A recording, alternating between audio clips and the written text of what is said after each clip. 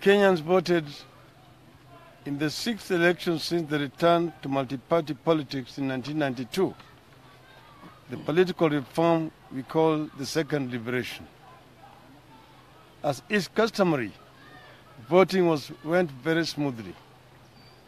But when it came to tallying and transmission of results, everything that could go wrong did go wrong.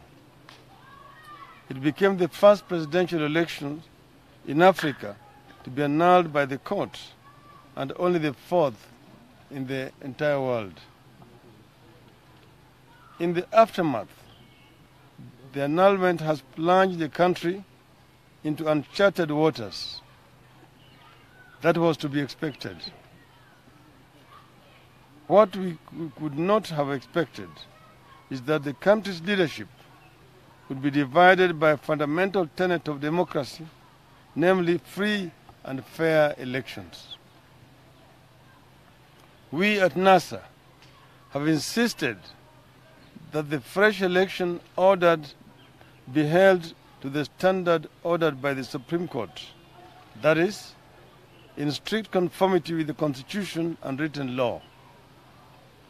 You have provided a checklist of what we deem to be the reducible minimum changes required to ensure compliance.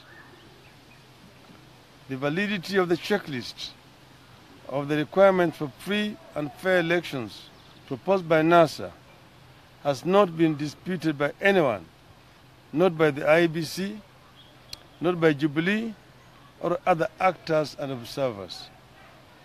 The EU Observer Mission recommendations are in conformity with our irreducible minimum. Remember the 18-point statement issued by the EU mission here.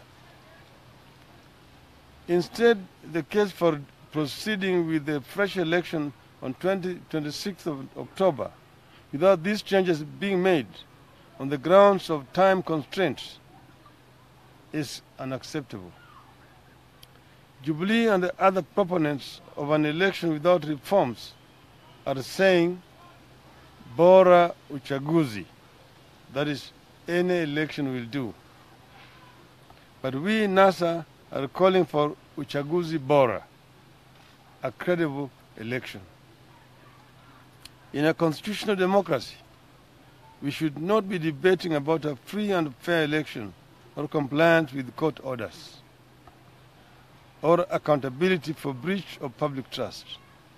We should have been working together to ensure that we uphold these values, as they are not only our national values, but are also the foundations of a credible electoral system.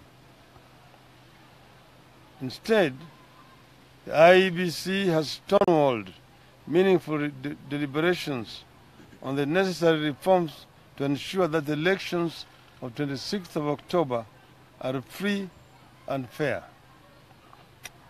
It has wasted valuable time engaging in public relations exercises intended to create the illusion of motion without any movement.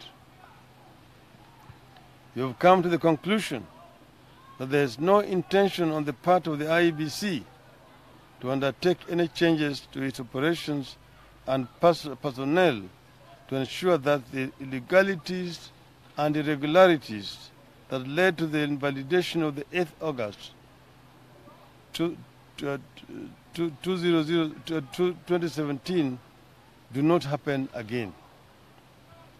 All indications are that the election scheduled for 26th of October will be worse than the previous one.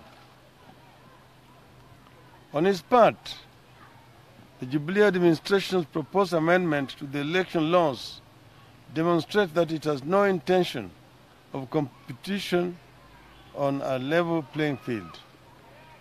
The only election Jubilee administration is interested in is one that it must win, even unlawfully.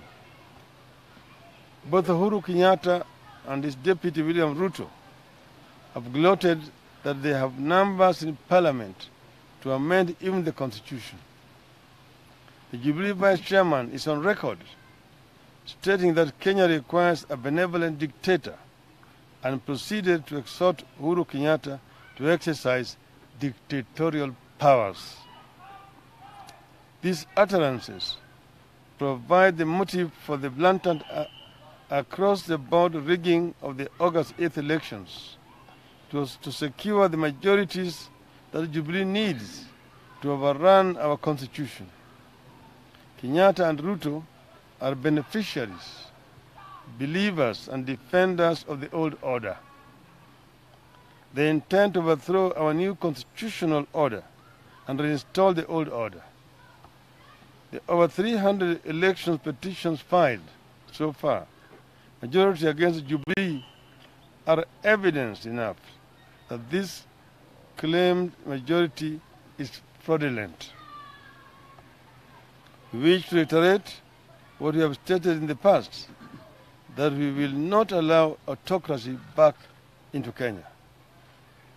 It is unfortunate that international actors who have supported Kenyans in their quest for democracy and good governance are now on the side of appeasing dictatorship in the mistaken belief that it will maintain stability.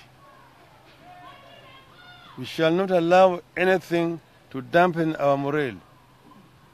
We want the battle for multi-party democracy. We want the battle for a new constitution. We are going to win the battle for a free and fair election.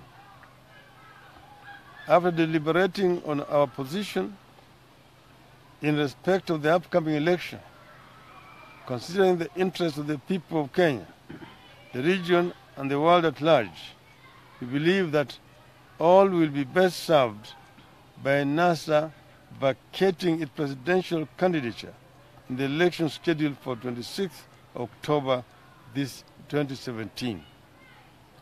My colleague, my running mate, Honorable Kalonzo Musyoka, will take over from here.